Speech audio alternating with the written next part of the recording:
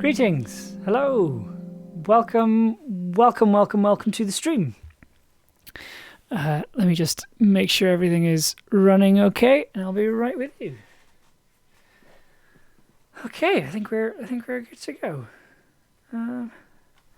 Hi, hello, welcome to the stream. Thank you so much for being here. Thank you so much for coming here to spend some time with me as we talk about very, very nerdy musical things. Hi, Ella. It is wonderful to have you here, and Mysterious as well. I saw you in the chat as well. Thank you so much for coming along. I'm very, very, very excited about the stream tonight. I have been wanting to talk about this music. Honestly, ever since I made it, there was like I'm so used to making music on stream now and having that kind of instant feedback that when I had to actually, sit down and make some music for a big client like this, and then not being able to talk about it straight away or share the process or anything like that, I find that very difficult now. Apparently, everything has to be, very exceedingly transparent. But yeah, so today we're going to talk about some music that I made for Doctor Who, and that you'd think I'd have worn that phrase out by now, but no, I'm still telling people about it, and I'm still not. It still doesn't feel normal or boring or anything like that. It still feels like a very, very, very weird thing to say, and a weird thing to have done.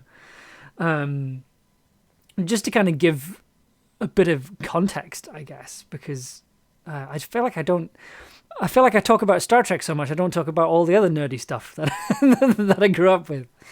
But when Doctor Who came back around 2005, I think I was about 12 or 13 years old. So I was like the, prime audience for the show when it came back. And like I had a sort of interest in Doctor Who because my uncle who plays the organ and is into Star Trek and all the cool stuff. He had some like videotapes of old Doctor Who episodes, kind of like the John Pertwee episodes specifically, and I watched a couple of them and really, really liked them, and the idea that it was coming back, my parents were really excited about the idea of Doctor Who coming back, and yeah, like from Christopher Eccleston right up through the first couple of seasons of Matt Smith's run as the Doctor, Doctor Who had a profound impact not only on like how I approached music, but also it also just shaped me as a young little nerdy dev. Seeing David Tennant swan around, being like, that's what I want to do. That's what I want to be. And while I've come to terms with the fact that I will probably never get to play the Doctor, this is more than enough to make some music for it. Because also as well the legacy of Doctor Who, of music and sound design with Doctor Who is vast and rich and slightly intimidating as well.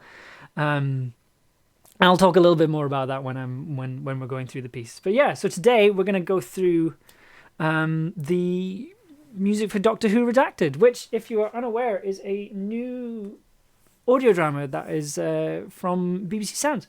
And I do have a little command that will bring up a link.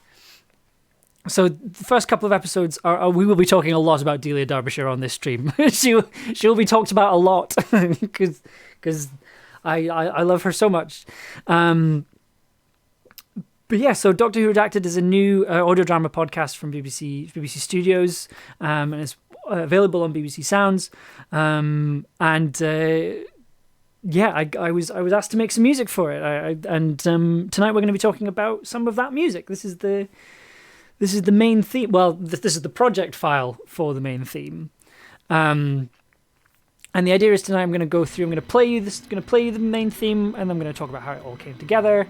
I'm also going to show you the original demo that I made, and so the very, very first thing that I made and sent over. You'll notice that it's a lot smaller. And again, that will also be explained as well. The reason why this project file, so the more eagle-eyed viewers will notice this is technically Doctor Who main theme _4. This is the fourth project file that I made while I was coming up with the music for Doctor. Oh, sorry, you're probably getting some weird electronic noise there. Beg your pardon. I will explain that. That will be explained as well. This is the fourth project file that I made for Doctor Who Redacted, just because the music went through so many different ideas and so many different sounds, and a couple of very, very, very different very different kind of palettes when it came to instrumentation and sounds. So I ended up making separate project files for them. 2 and 3 are they're sort of the main theme, but not quite. So I just figure it's probably not worth bothering. Whereas the original demo, this one here, sounds very different from the final theme, which is all stuff I'll get into, I promise. I'm going to stick my headphones on just so that I can hear everything as it's being played, so I can spot the weird electrical noise before it happens. Just going to pop that on there. Okay. So so I'm going to play the theme. I'm going to play through the main theme. I'm going to talk about it. It'll become very apparent that I haven't structured any of this. So if you have any specific questions about the music, please stick them in the chat, and I will do my best to try and answer them. Hopefully I'll know the answer. But so this is the project file for the main theme, and the only kind of bit we're interested in is this bit at the beginning here, which is the main theme. Everything else in the project file is things like cut downs and different arrangements of the theme tune, shorter versions, variations like the version that you're hearing in the credits in the first couple of episodes. That's here. Lots of different versions for every conceivable need. And it's all just a case of copying various different bits, chopping it up, pasting them, sticking them into things. So we're not going to talk about them, mainly because there's not really anything in them that is different from anything that's in this kind of bit here. So I'm going to mute my microphone. I'm going to play the main theme for you, and then we can talk about it. So hope you enjoy.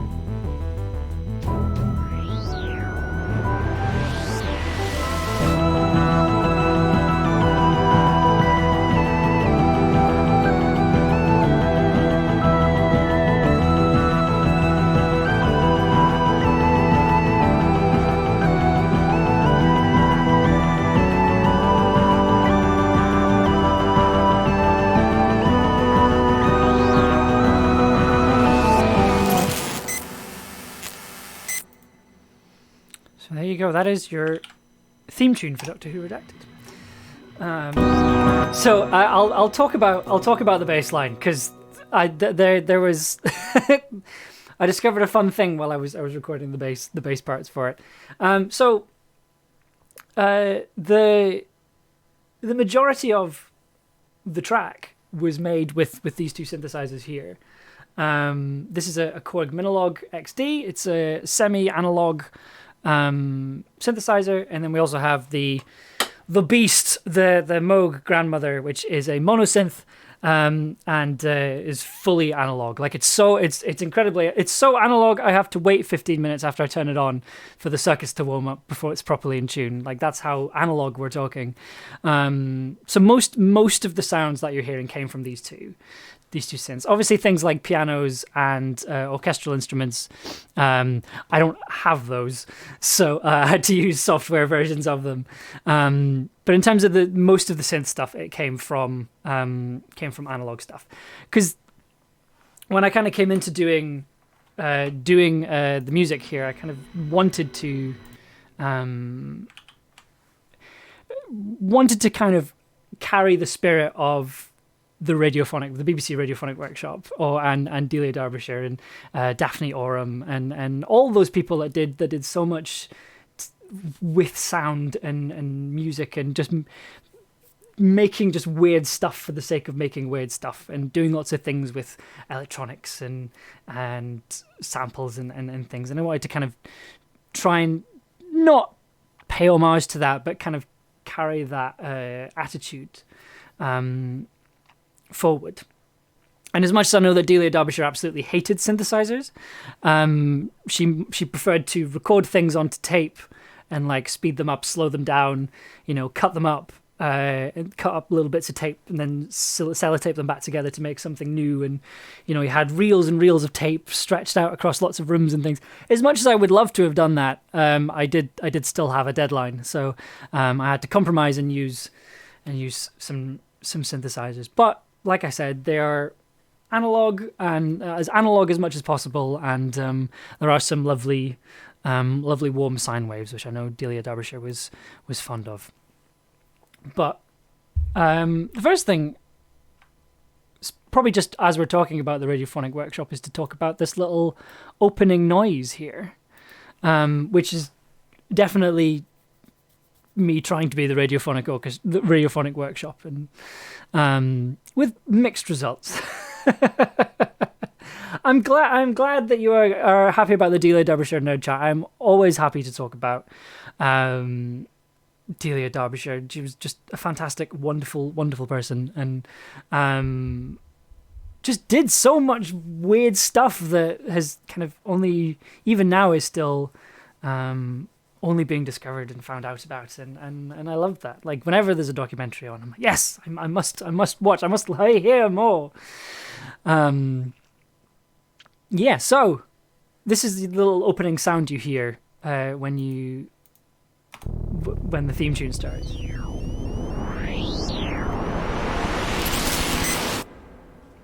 So first of all, I'm going to mute the reverb just so you just get the sound.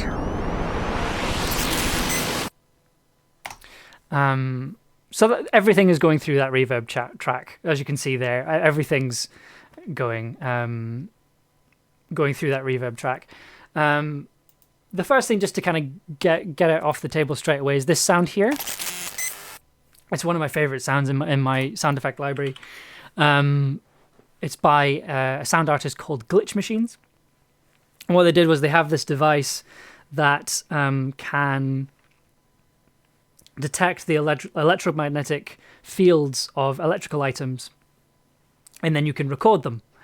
I am waiting on one of these devices arriving, but I also have these wonderful samples as well. This is a recording of a mobile phone electromagnetic field, and I love it. It's such a wonderfully glitchy sound.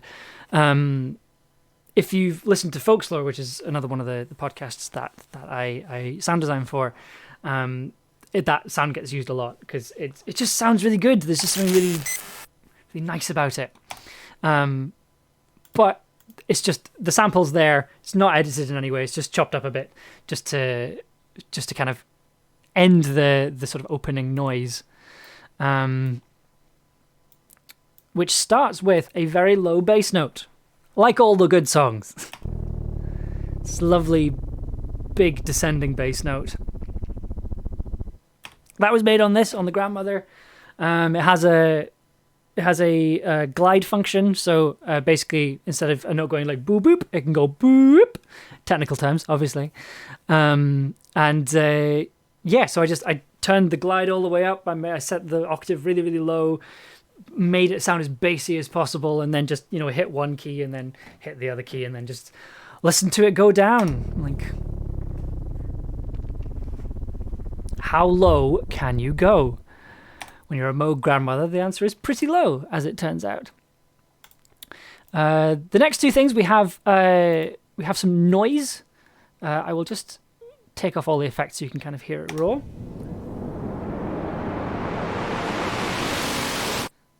So again, that was made by the Grandmother. You're going to be hearing lots of science fiction-y sounding words like oscillators in this stream.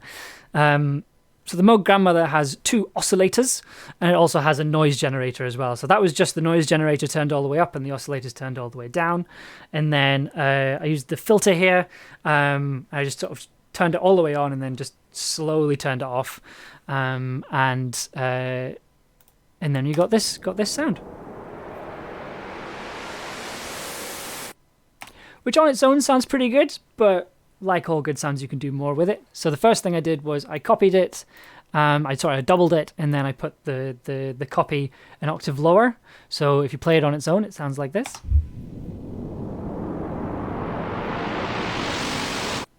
Hello, Eclipse Guy. Thank you so much for coming along. There will be lots of science fiction-y words in this stream, just because I just got to play around with lots of synthesizers and play around with oscillators and noise generators, and so that's the low frequency. And if you play them together, still sounds really good. But there is still more that we can do. So you're gonna get another science fiction-y thing here. The thing I added to the original recording was this science fiction-y looking thing, and it's a frequency shifter. You can use it to reverse the polarity. So what this does is, all audio is has a frequency. Every note on the piano has a set frequency, and if you're when you are boosting something by if you're changing the pitch of a sound, if you're changing the pitch of a sample, you're kind of moving the frequency up in degrees. Whereas what a frequency shifter does is it changes it just slightly. This one, you can have it down to like 5 hertz, or you can have it all the way up to 5 kilohertz. So for this sound, I fired it up to 5 kilohertz. And then as you can see from this little dial here, what it's doing is that the frequency is being shifted along from the left to the right, and creating this very weird stereo phasing effect, which you can hear if I play it just now. Which I just think is a very science fiction-y Doctor Who sound. I just like how that sounds. I only recently started using a frequency shifter because somebody basically said that you use it on any sound effect and you can make it sound like it's in an anime, and it's true. It is very, very true. It has changed how I play around with sounds now. Just get so many weird, lovely sounds out of it. And then that on its own, when you add the octave sound to that,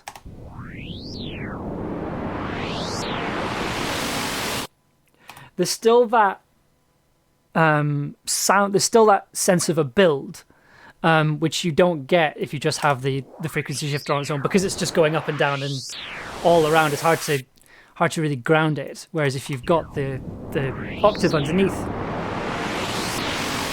just carries it. And then also you've got that nice effect of you've got the bass note going down while the noise is going up. So you get that nice.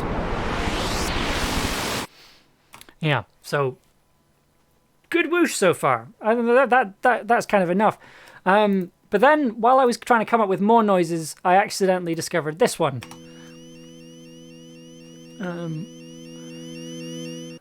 I will not lie to you, dear viewer. I forgot how I did that.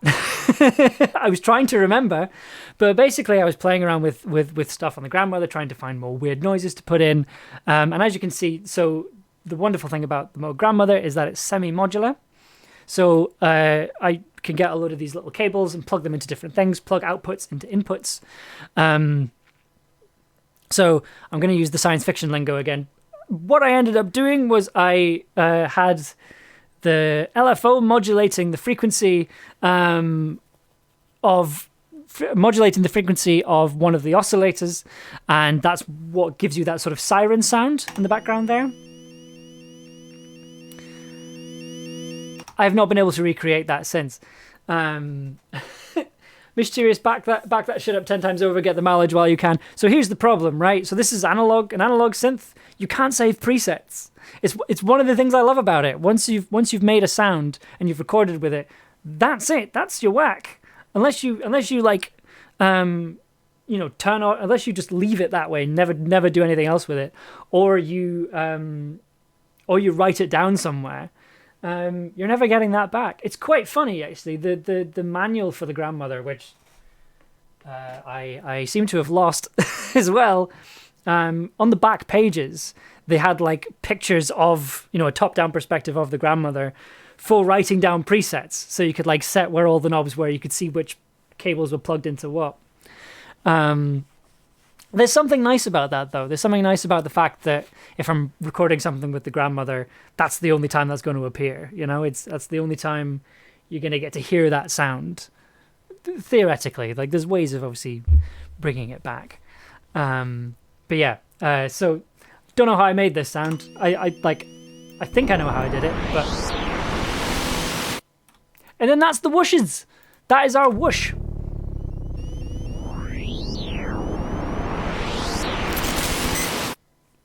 And that's how you start the track.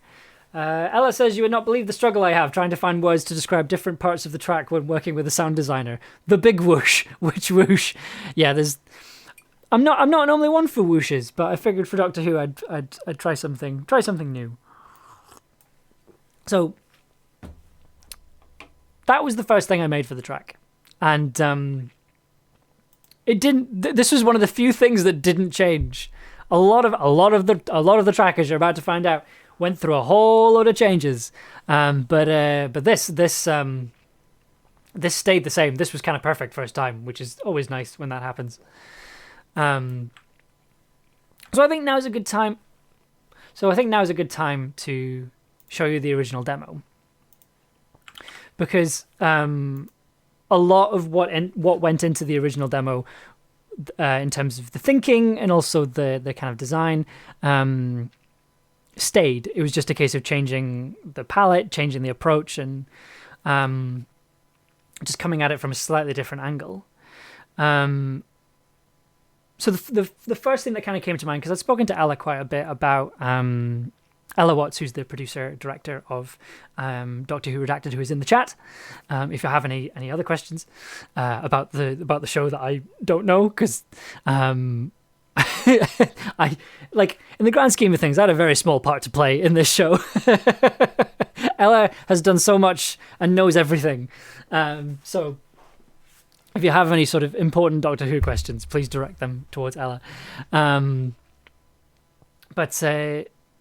Yeah, so, I'd spoken to Ella, and Ella had told me about this idea of, all memory of the Doctor is starting to disappear, and the people who, people who knew the Doctor are also starting to disappear. And I really liked that idea. I liked the idea of trying to bring that in with the music, specifically. So in the start of this one, I like this opening piano bit. The kind of thinking there was like, you've got this, just the idea of a very faint memory that's just kind of on the edge of your consciousness, and you can't quite remember what it is, but you still kind of are trying to hold on to it, but it's sort of fading even as you're trying to do that. And also you'll recognize the first two notes as the start of the melody from the main theme. When I started working on the music, I asked how much of the original music I was allowed to reference, and I was just told that it had to be distinct from the original, which I liked. I liked having that kind of freedom, and also seeing like, okay, well, how much can I reference, and how many little kind of nods can I put in there? And a lot of it just came down to these two notes, these two notes, and then kind of taking elements of the original and kind of putting my own spin on them. But that piano opening wasn't how it originally started. So the original demo started like this.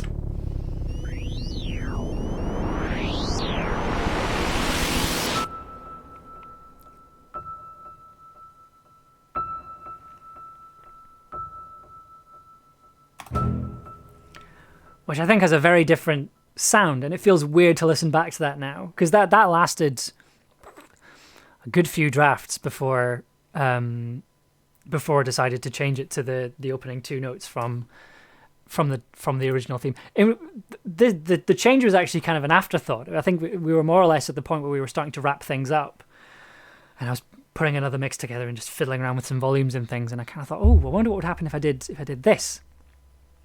And then it sounded so much better, and it sounded so much stronger, and I think it just hits a lot harder when you've just got that tiny little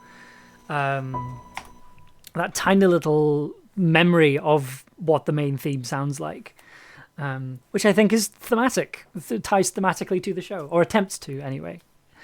So in the original, when I got the brief through, I was like, right, I'll start work on this tomorrow, but I got it quite late on in the day. So I kind of went, right, okay, I'll go to bed and I'll figure it out. And it does succeed. Thank you. Thank you, Ella. So the original idea was kind of this bit here. This was the bit that kind of came to me and was kind of bouncing around my brain while I was asleep. Excuse me. The idea of this piano opening, and then you've got the that kind of synth arpeggio, and then those the kind of big staccato strings and the big drums. That was the first thing that came into my brain, and when I was trying to come up with an idea, and it stuck around. And it did that rare thing where I was like, right, let's put this down, let's get this recorded, and it actually sounded like what it was in my head. Normally it changes or it sounds a little bit different, but this worked really, really, really well, which is good. I like it when that happens. The way I tend to work on things like this is that, and also, you know, if you've been watching the streams before this, when I've been working on music live, I don't tend to start with a melody. I tend to end with one. I tend to come up with a backing track first, and a chord sequence first, and then move on to a melody that works over the top of it. I think it's like a side effect of starting out as a bass player, I think. But yeah, I kind of work out what the backing track sounds like first before I come up with a melody. Melodies tend to just be improvised a couple of times, or like I'll do them like bar by bar to see what fits. So the initial idea in my head, it was this kind of that synth idea was very, very strong.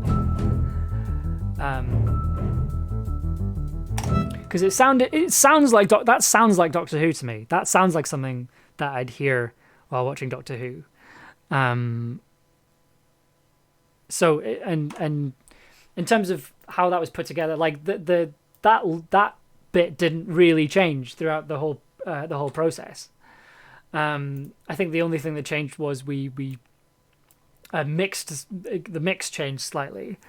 But for the most part, it is just the drums.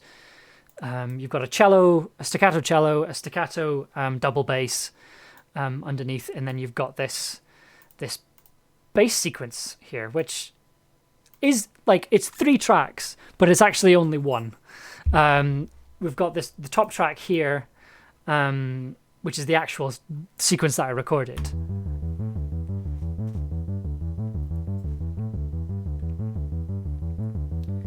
I'll give you 3 guesses which synth this was recorded on.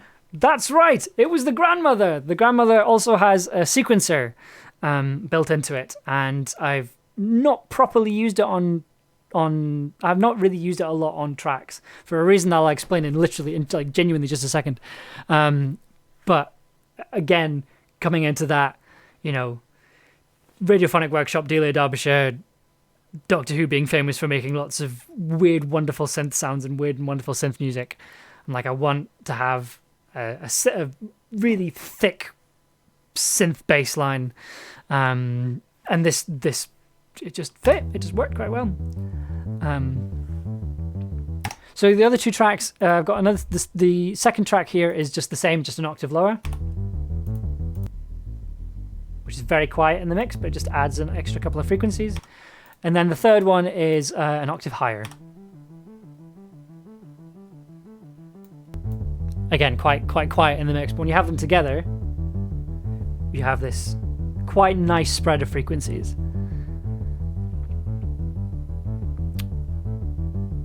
So a thing, so it does go and it does change slightly. That was genuinely just me changing the filter.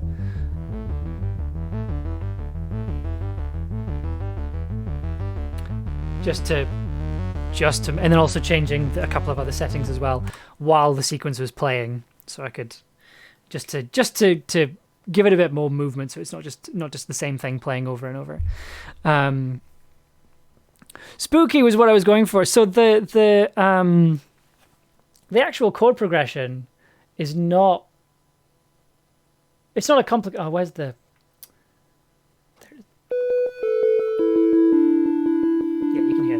So the actual chord progression is very, very. I mean, the chord progression didn't change, I should say. It stayed very much the same. So the chords are just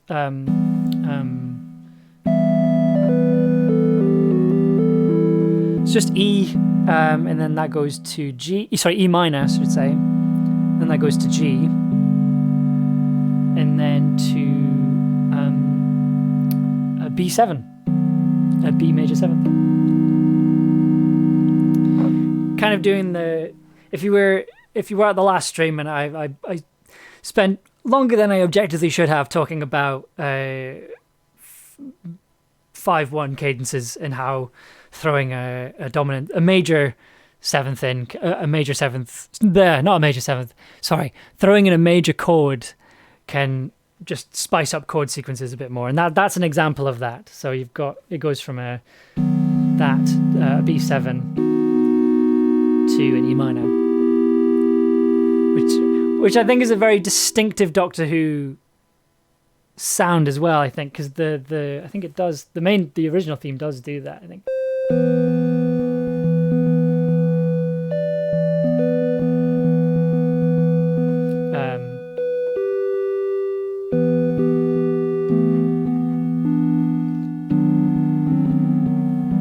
So it does the same thing.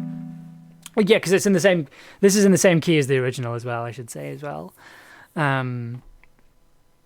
So yeah, very simple chord sequence, but you can do a lot with it. The problem I had recording this goddamn sequence on the synth, which I was very happy to do, because it sounds good, but here's the problem. I mentioned earlier that this isn't a fully analog synthesizer, which is great, but the problem with it being fully analog is that when you're trying to get the sequencer to sync up with the computer, you kind of have to eyeball it. You kind of have to just turn the tempo knob and hope that it fits. And I'm not very good at that. So you'll notice that the bass line's been chopped up quite a bit. There's a lot of cuts. There's a lot of fades, and that's because I had to find a bit that was in time, cut it out, get rid of everything else, and then copy paste it, and then move everything around so it was in time with everything else. Because the tempo that I had set when I recorded it was just slightly too fast. So I had to go through and fiddle about and try and get it all to sync up, which was very fiddly and very difficult. I was happy to do it. I'm aware it could have taken so much longer if I was doing this the old-fashioned way. And yes, I know there are ways I could have synced it up with my computer, but I didn't do it. I know how to do that now. Didn't know how to do it at the time. Yeah, it sounds good is the important thing. But yeah, it's slightly quick. But I tried to fix it as much as I possibly could. So I've talked a bit about the original, so I think before we go into the melody and all the other stuff that came in, I think I should play you the original demo, and then we can talk about how the difference is and why it changed, what changed and why it changed specifically.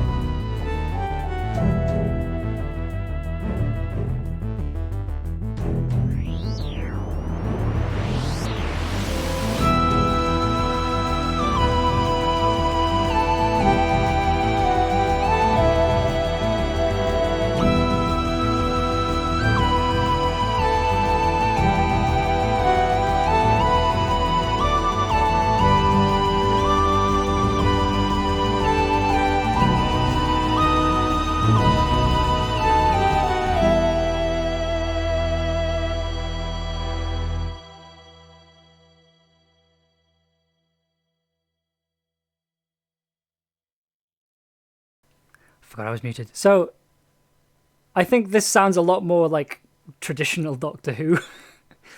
I think this was kind of me going, I'm going to do it. This is going to be the big Doctor Who theme, without kind of going in all guns blazing, without really thinking too much about whether or not that was appropriate. So there was a certain element of getting this out of my system before the actual work started. I'm still very proud of this. I still think this sounds very, very good, but I think it doesn't stand out as much as the other one does, as much as the finished one does. And also there's other elements to the final piece that kind of give it slightly more depth, which I'll kind of talk about when we talk about it a bit more. So a couple of things that didn't make it into the final mix were this string and brass section that I put together. I added an extra cello part.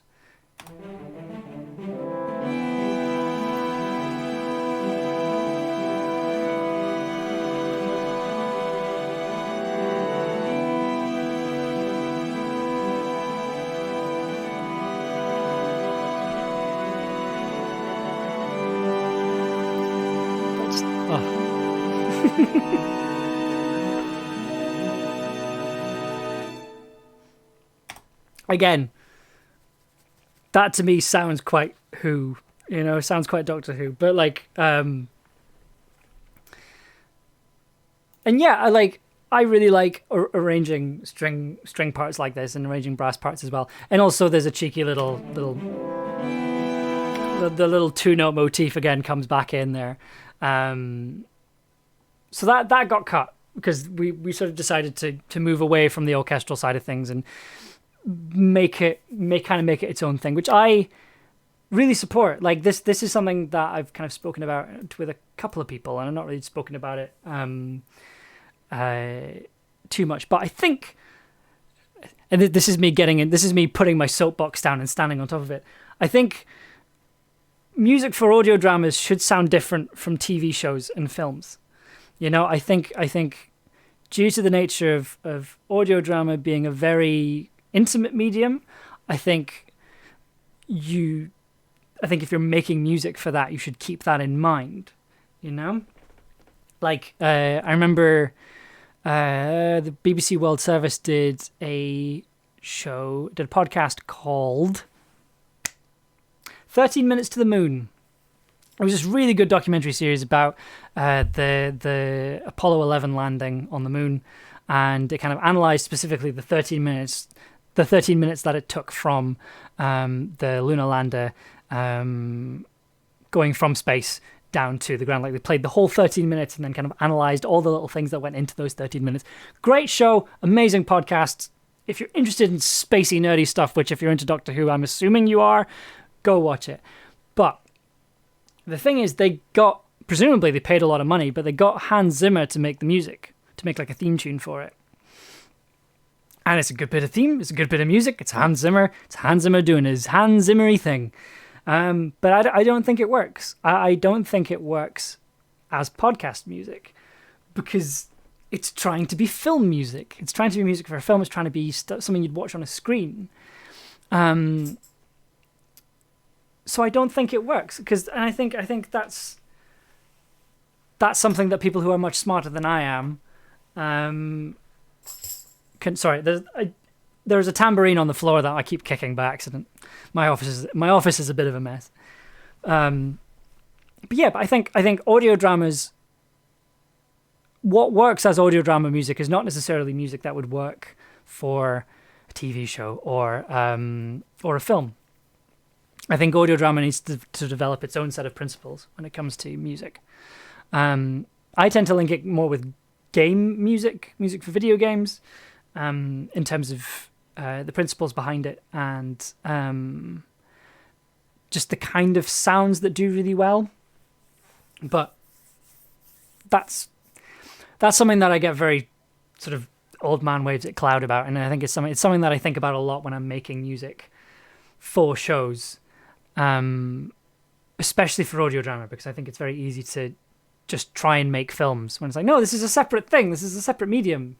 We should treat it differently. We should try and do something different. That being said, I didn't do that here, at least for this. For the first draft, I was trying to do my normal thing and trying to do the Doctor Who thing. So the orchestra got cut. Also, this lead part here got cut. which I was actually quite sad about. I think this sounds great. I really love this synth sound. Also, the on a really nerdy thing, and this is actually the same lead sound that I used for the theme tune for Middle Below. Tried to sneak it in, was caught immediately.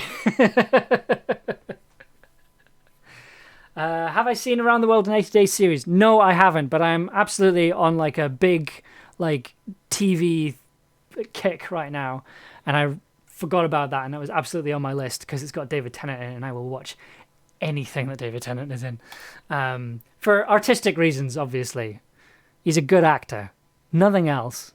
He's just a very good actor, and that's all. So yeah, this got cut. But again, quite rightly, I think one of the first bits of feedback was, can we cut the 80s synths? Which is a fair criticism. Honestly, I get that a lot.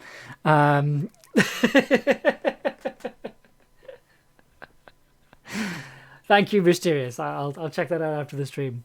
Yes, I am a bi nerd. I make no apologies. Look, you all knew what you came here for, okay? Okay. Yeah, so that got cut. The other thing that got, well, it didn't quite get cut, but I'll have to explain. So one of the, so at the end, for the sort of end section here, you have these two lead synths, which, if you are a big old nerd, you will recognize as a lead sound which sounds very similar to one of the lead sounds used in the video game Celeste. It did get kept in the final one, but in a sort of weird way. Where has it gone? Where have I put it? There it is.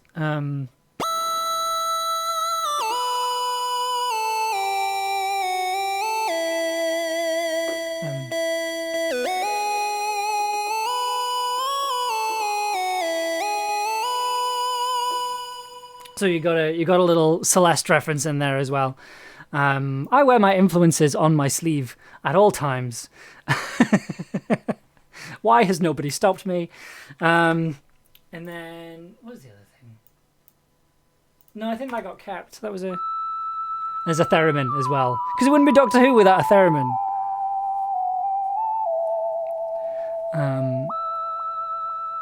The theremin got kept, but again, the sound changed, which I'll talk about when we go back to it.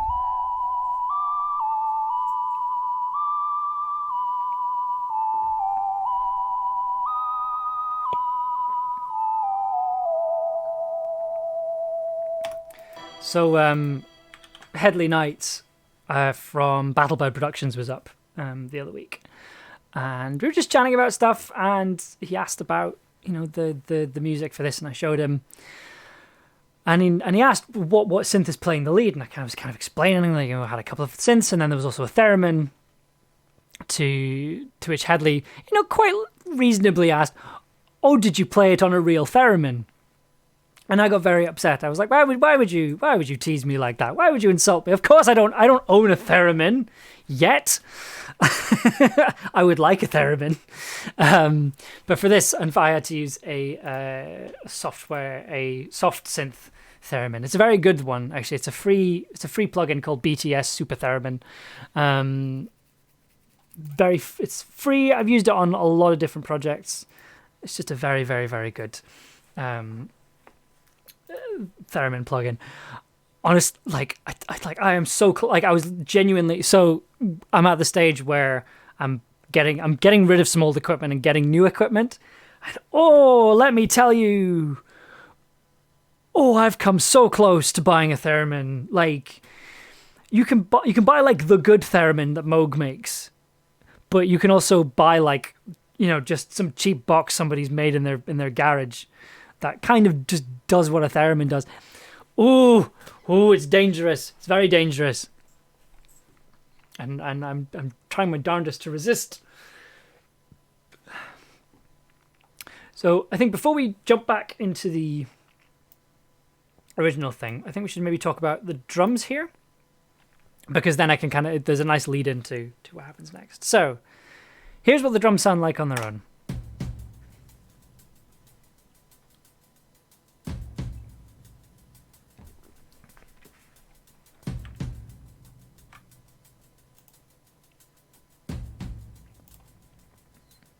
So those drums don't sound nearly as big when they're on their own than when they're in the full thing. And that's kind of deliberate. So these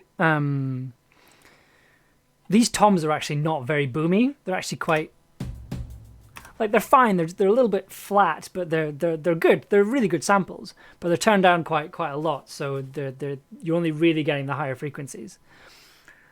The reason for that is it means when you put on the cello and the double bass, the low frequencies of the cello and the double bass really just punch out. They just fill that space rather than having to fight the drums for it. The drums are kind of adding the size and the sort of top end and the oomph, whereas the staccato instruments are really just filling that lower end really, really nicely. And it just sounds really big, you know? The drums sound a lot bigger than they are. Because this is a thing that it took me far too long to work out, but if you want to make something bassy, you don't fill it with lots of bass tracks, because the bass tracks will just cancel each other out, and it means that you'll just have a really not very good bass signal. It won't sound very bassy at all. You need to kind of have space for the lower frequencies to kick through, and that's a really good example of that.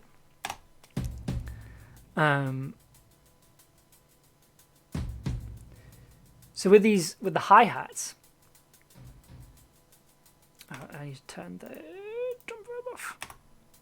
So with the hi-hats, we have the return of our wonderful friend, the frequency shifter, which modulates the frequency, reverses the polarity, inverts the phase.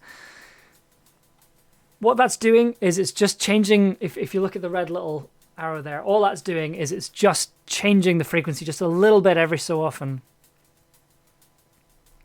just to make the hi-hats just sound a little bit weirder, because that's what they sound like on their own.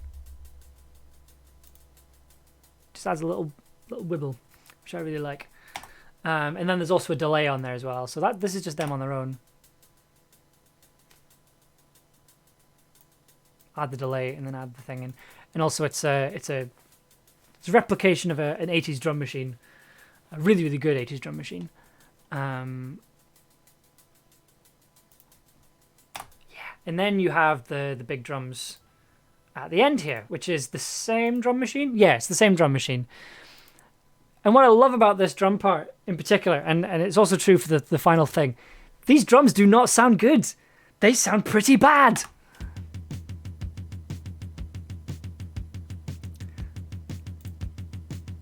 That does not sound good.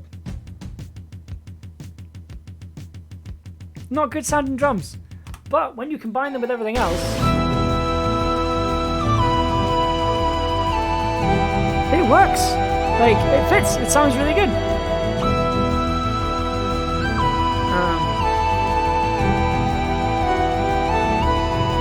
Again, it's just drowning out quite a lot of the frequencies that are quite harsh. It's drowning out quite a lot of the trebly sounds, and it's just leaving you with the kind of thump.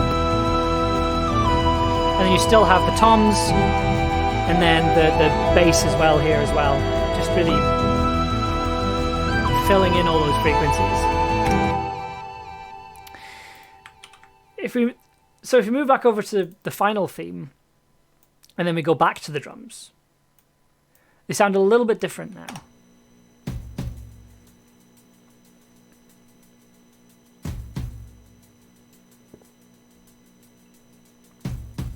It's a subtle effect, but it's... So, one of the things that we wanted to do with the music was we really wanted to lean into this kind of glitchy aesthetic. And one of the ways we did that was, in particular with these drums here, I ran them through a bit crusher. So what the bit crusher does is it reduces the bit depth of an audio sample, and that sounds complicated, but basically, if you've ever played a very old video game or a very old video game console, and it has a voice sample on it, the voice sample can sound really just not very well recorded, and it just sounds crushed and sort of squeezed. It's the same principle.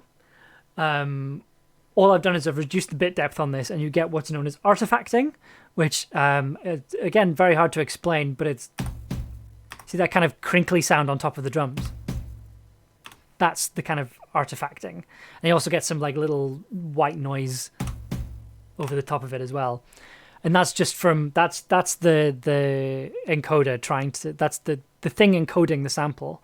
Trying to fill in all the spaces and cutting certain frequencies out but keeping other ones in an effort to kind of reduce the size. So that's what we did with the drums, just to make them just sound a little, just give them a bit more character so they're not quite as dry. And then for the big drum machine, and so I said that the drums in the original demo sound really bad. Wait till you hear these ones.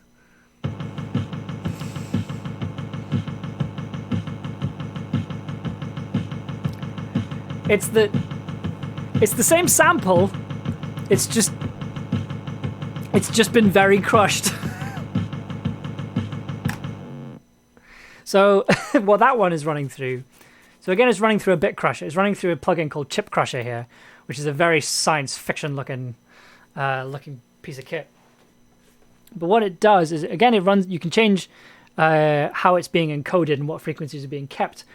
You can also add background noise, which is kind of what you're hearing. You're hearing just some static noise being generated. And also, what I love about this plugin so much is that you can choose what kind of cabinet it's coming out of. So right now, it's coming out of the speakers of a Commodore monitor from like the 80s. It sounds awful. Like, listen to that.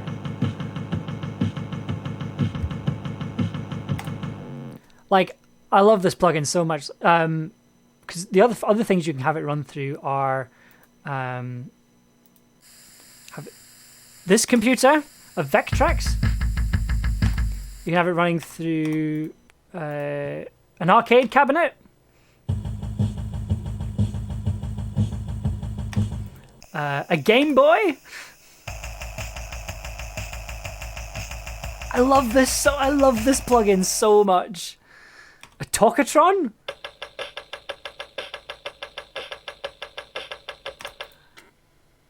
A Macintosh?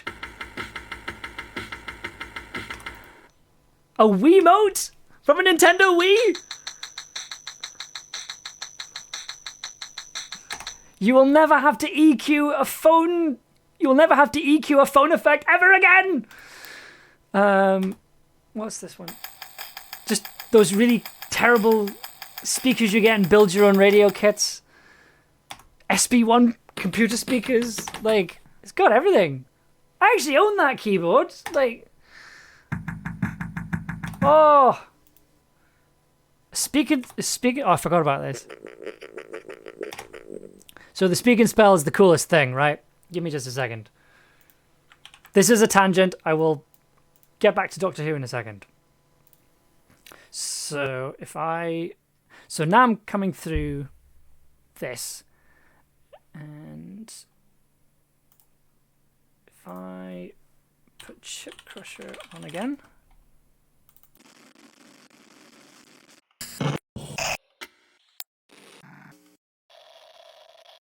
I'm now talking to speaking style. It kind of works like a vocoder. I'm having to speak quite slowly, so it's understandable. But, Tang Whistle, hello. I'm doing weird crap with my voice. I'll turn it off now.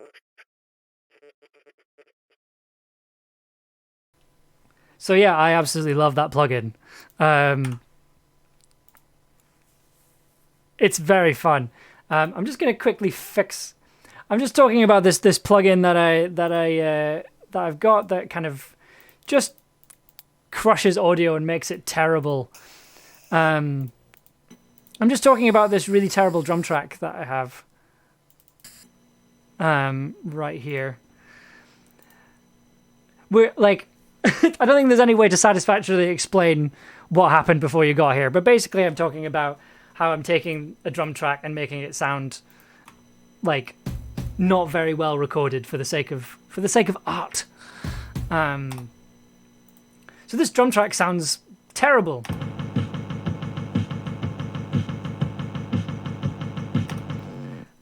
But again, if you run it through the whole track,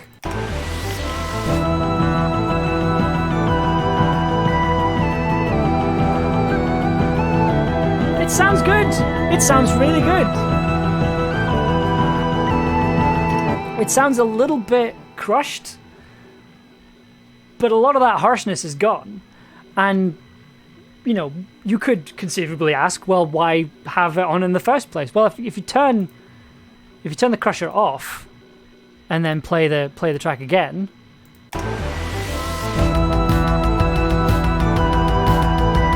that doesn't sound good at all. That sounds terrible. But if you turn this on,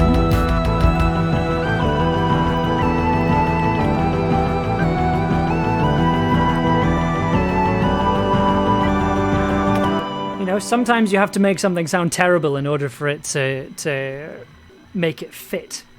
You know, fit in with the rest of the track. Like, I really like how those drums sound. I think those drums sound absolutely fantastic.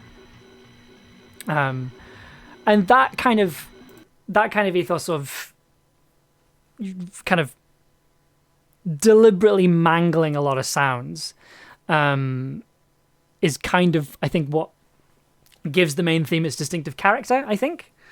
And you know, you've got lots of synths that are quite noisy, like that's quite hissy. But again, the whole track,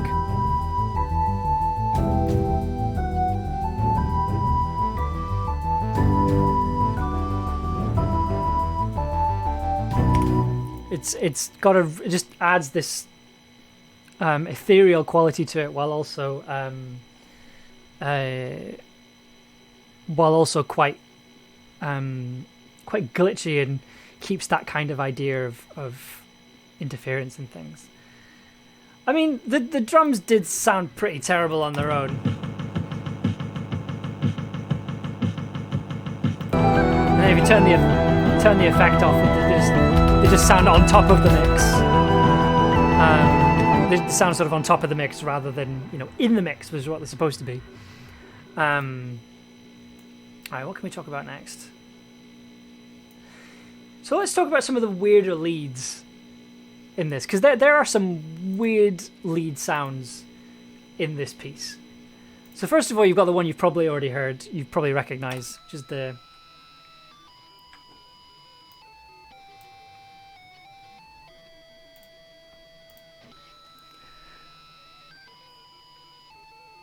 I'm trying to think.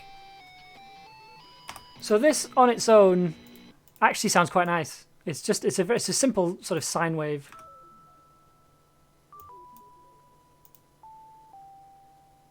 Quite quiet.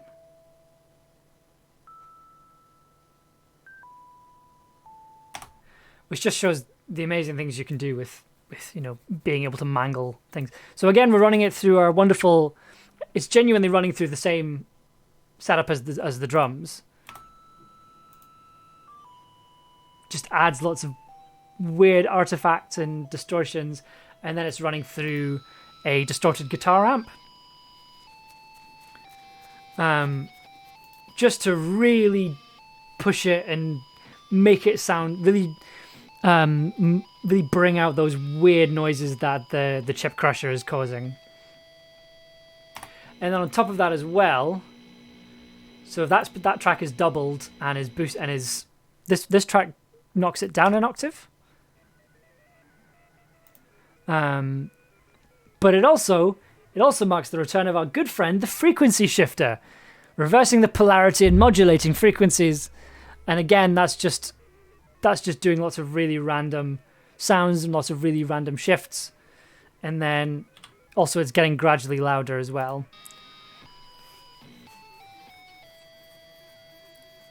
Which gets louder here.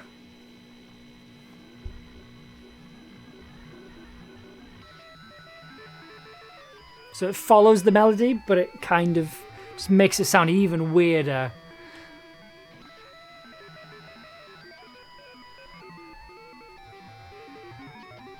And for the most part, you don't hear that when you're listening to the whole track. You hear it a little bit in this part here. You can hear the wibbles. Just a tiny bit. And you don't really hear them in the final bit at all. But I assure you they're there. Adding that little bit of extra texture and character. What else do we have at the end? So we also have a GB pad. This was a fun one. This is just a.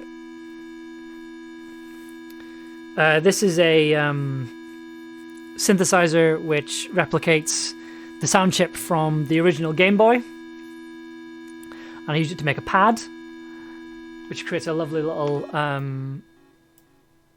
just texture underneath the melodies.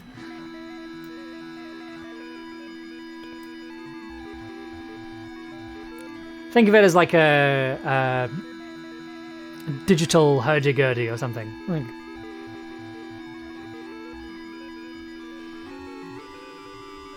Also, it's in fifths as well, which I didn't realise until I started playing it.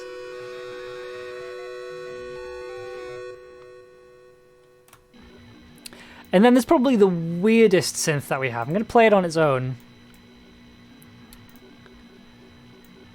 And I need to... What's making the noise? Is it coming from the wibbles? Yeah, it's coming from the wibbles.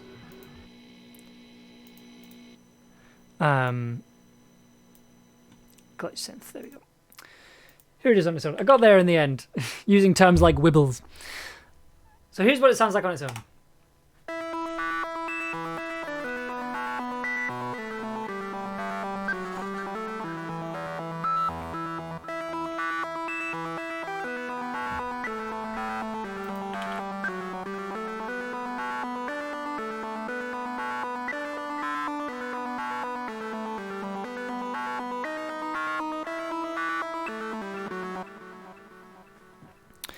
So I normally use that for bass lines because, and it's kind of got that very driving kind of step sequencing.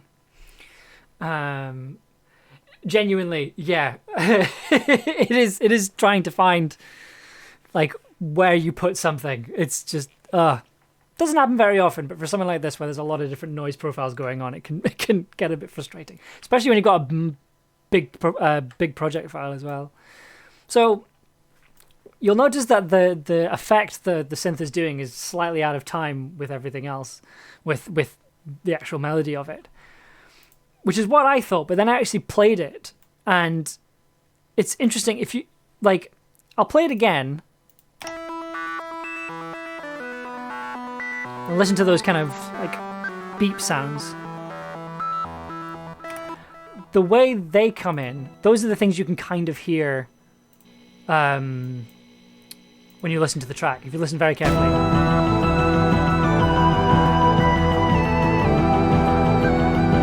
it's quite percussive.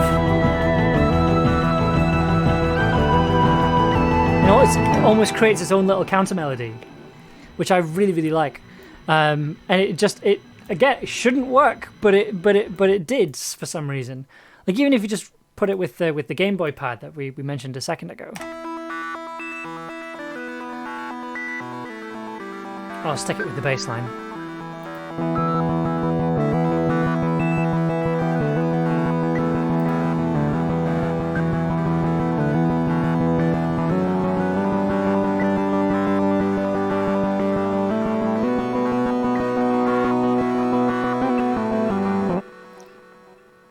So for all, again, on its own, it doesn't quite work because it doesn't quite...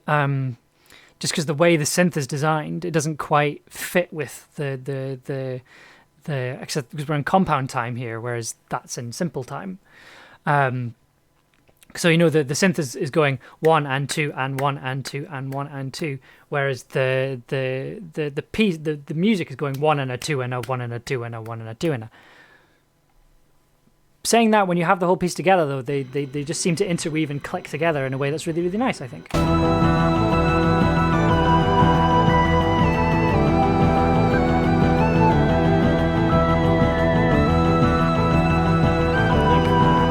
Again, a very happy accident that happened.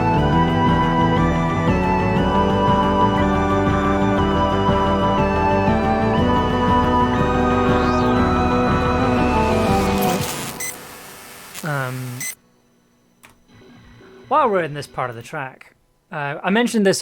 This kind of came up earlier, but the most sort of Doctor Who part of the end bit was the wonderful bass part.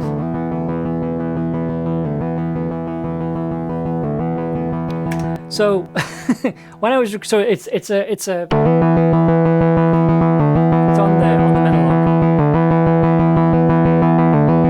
So recording this, it took, so the bass line goes like this.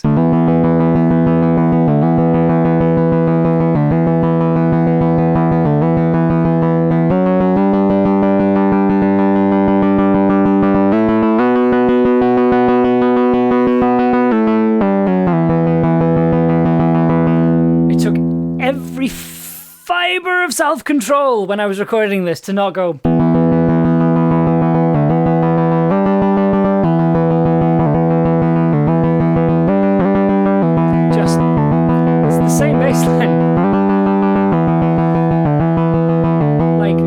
Physically holding on to this finger, going, no, don't press the G note, just stay on the E. It was quite difficult, but we got there in the end. We got a good recording. All I've done with this is added a delay effect to it, so rather than just going, it sounds a bit more like. And then I just copied it and pasted it down an octave, so you get a really low sub bass version of the same track.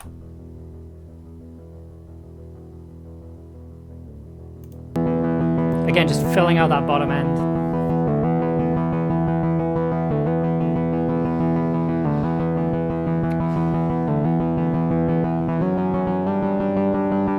It wasn't a very clean recording, I'll admit. Especially at the end of this end bit, you can tell I forget how to play.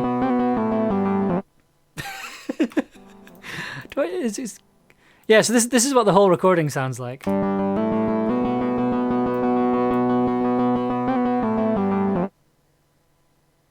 Oh, what? Oh, it just cut out there, did it? Oh.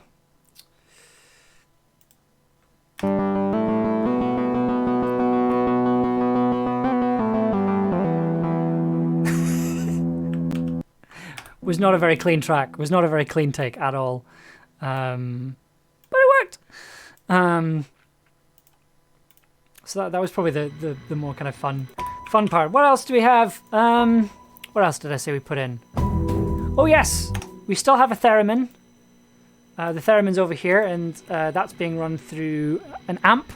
So that's being run through a guitar amp as well. And now the theremin sounds like this.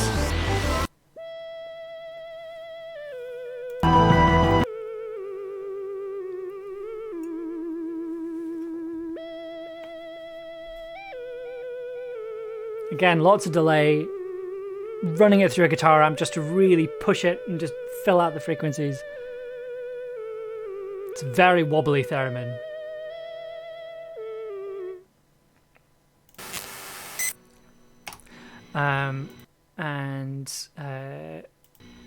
So the Celeste synth that I mentioned in the last in the original demo, that's still here, but it's just pitched up an octave. So it sounds like this. And that's also being run through an amp just to kind of distort it a little bit.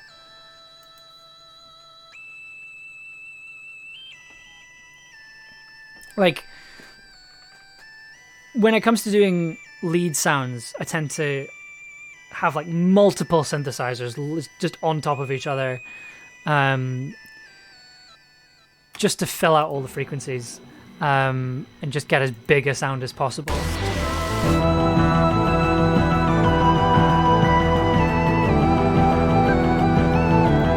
Like I'm kind of like when you listen to everything together, it's quite difficult to work out which one of the tracks I've just played is the one that you're hearing, because you're kind of hearing a mix of all of them at the same time.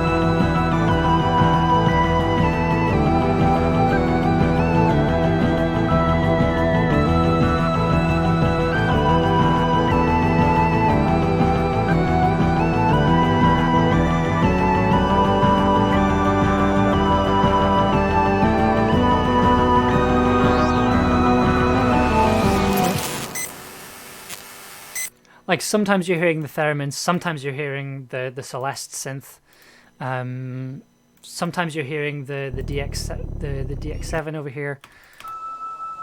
You're hearing this as well. You've got two theremins playing. Sorry, I beg your pardon. You've got an octave down here as well. Because you can't have Doctor Who without a theremin, and you definitely can't have Doctor Who without two theremins.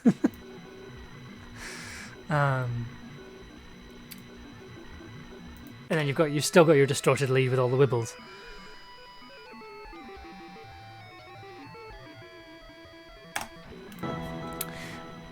So something that lasted from the demo, and it's something I feel like I kind of had to put in, again because it sounds very Doctor Who, to me at least it sounds very Doctor Who, is a mellotron. Doing a sort of choir and also just like some strings, but it's mostly a choir sound.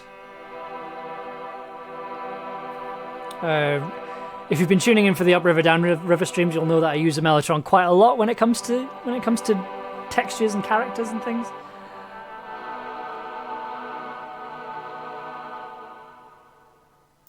Again, it's quite quiet in the mix, but it's there.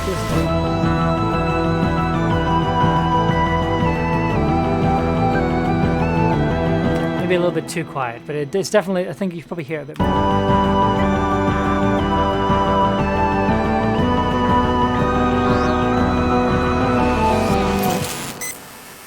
Just kind of filling out those frequencies at the sort of edges of the mix. We kept the brass part, but we changed it to... What did we change it to? What did I change it to, rather? Oh, a choir part. So this is another choir, but it's like it's been filtered through a 90s synth trying to make a choir sound. That definitely sounds like a choir to me.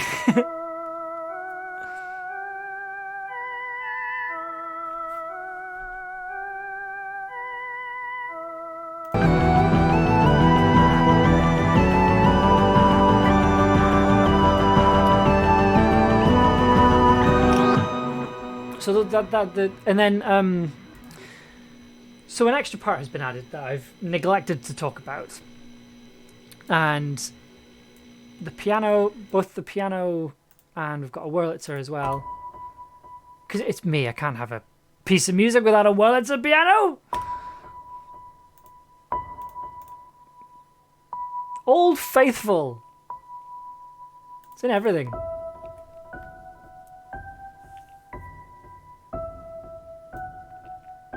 So that's playing though, that little melody there. There's also this playing as well.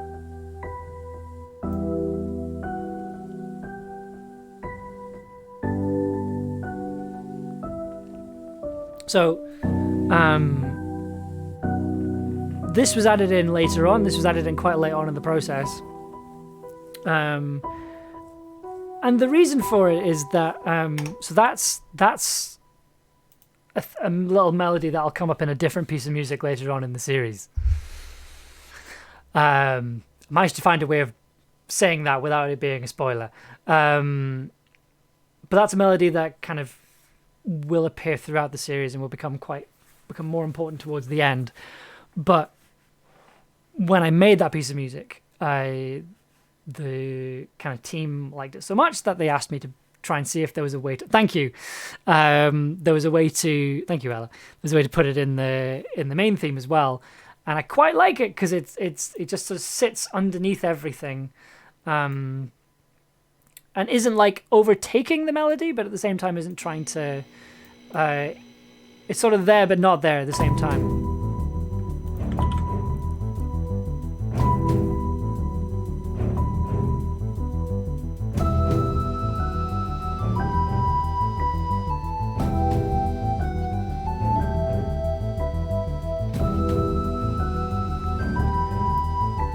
So everything's still distinct, and the two melodies are sort of weaving in and out of each other a little bit.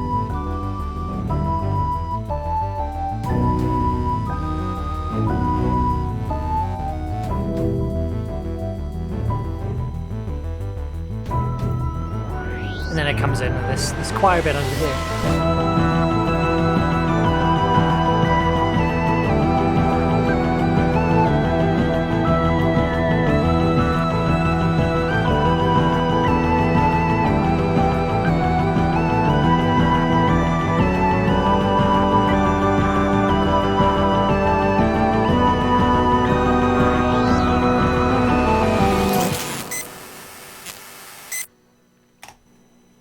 And then the sort of difference there is when you go to the credits version of the theme,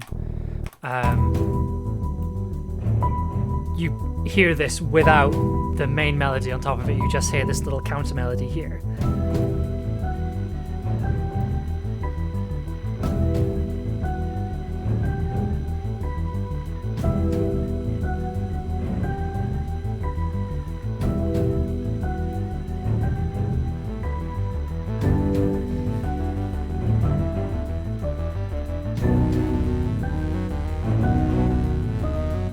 There was a point where we were thinking about taking the melody out completely and just having that.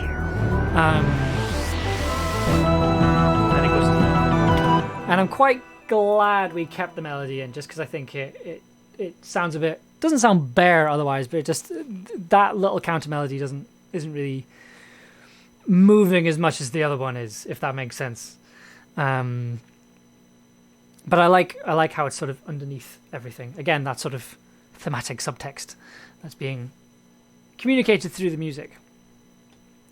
And this particular sound is being used by this synth called Haunted House, which I've been using on Upriver Downriver recently. It's these lovely, very warm synthesizers, the synth sounds that also have a lot, they're quite noisy and have these lovely little hisses on top. They're just quite nice. And just add to that kind of slightly, that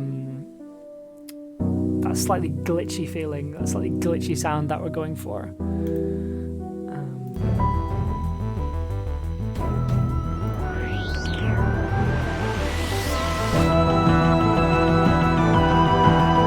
And you can still kind of hear it even when everything's playing over it as well, which is nice.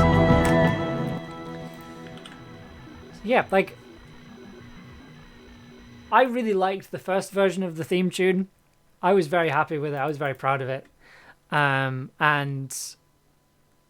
again, as much as I was kind of like, right, well, you know, that's out of my system, time to actually get the real work done, there were quite a lot of times where I kind of went, I don't think this is going to work. And then I actually did it, and then had to sort of begrudgingly go, it does actually sound, it actually sounds a lot better. So, it's a very good example of the importance of listening to feedback and kind of not just running with the first idea that pops into your head. I'm very aware that on stream I very much do that. But for something like this, it benefits just coming at ideas from a different angle. Sometimes you kind of need to take a step back and go, right, well, hang on. Is there something I'm missing? Is there another way of doing this? Like the thing that was constantly emphasized is make it sound kind of glitchy, make it sound kind of quite noisy, and a lot of that was quite hard. Like especially when it came to doing the end section, they were they were wanting something that was very electronic in quite a heavy way, which is not something I normally do. So it was trying to come up with lots of, like, it's why I'm not showing you Project Files 2 and 3, because they're a hot mess. It's me just throwing as much electronic stuff as I can at the wall, all these heavy synthesizers, and it doesn't work. It sounds like a mess. And it's only when I kind of took a step back and went, right, okay, hang on. If we fix the first bit, if we fix this kind of first half, then it means the second half will kind of be informed by that approach. So it meant that when we got to the second half, all we really had to do was change the drum track so it kind of fit with the more electronic sound, and then come up with some more leads just to really really hit home the electronic element to it, and finding these two synths in particular really just gave the track just that extra little bit of texture and character, and also just these lovely little beeps that I'm still think sound fantastic.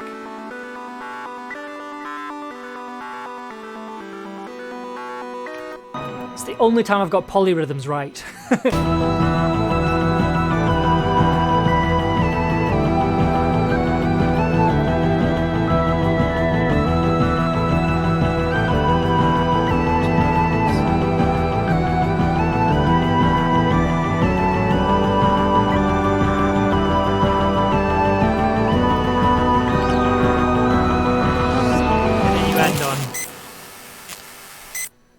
Like the noises that you hear throughout the track, like they're just the same as they're just variations of the noises you hear at the beginning, and honestly, that's it. That's the track. There's not really much else to talk about, really. That's kind of it.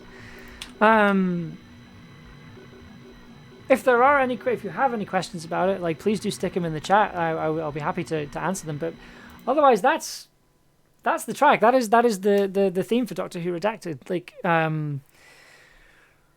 this was turned around in about a week. Did I have fun? I had so much fun. This was turned around quite quickly. It was kind of in the course of a week. And so my glasses keep booping off the microphone.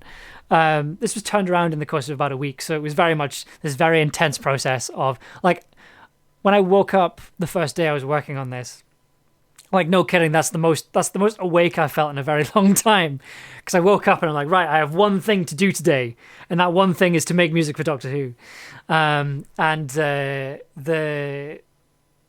it meant that, like, I was sitting down at my desk, I was doing this very intense work, sending it off, taking a break, going for a walk, trying to think about literally anything else, sitting back down, getting the feedback, reading the feedback, taking a break to process the feedback, because you should always, whenever you get feedback, you should take some time to process the feedback before you actually do it.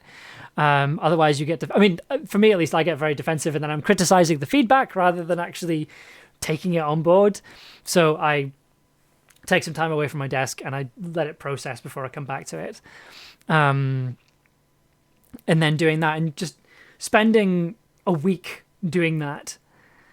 And then just having that feeling at the end of every day that good work was being made and it's for something amazing. Like, Doctor Who Redacted is a fantastic show. From what Ella has told me, and from the 2 episodes that I have heard, because this is the thing, I'm hearing the episodes is when everyone else does, and it's just a very good series. It's everything I love about Doctor Who and more, and yeah, it's reminding me why I love Doctor Who so much, and it's reminding me a lot why I love audio drama as well. Like, I think sometimes if your job is to make something, you can kind of forget why you love it so much. And working on projects like this and listening to things like Doctor Who Redacted kind of sort of make me remember what I love about this medium and what's possible with it, and the things it can do. So yeah, I really loved making music for this. I hope I get to make more. So please listen to Doctor Who Redacted so we can make a season 2. They'll probably just use the same music, but we should still try and go for a season 2 anyway.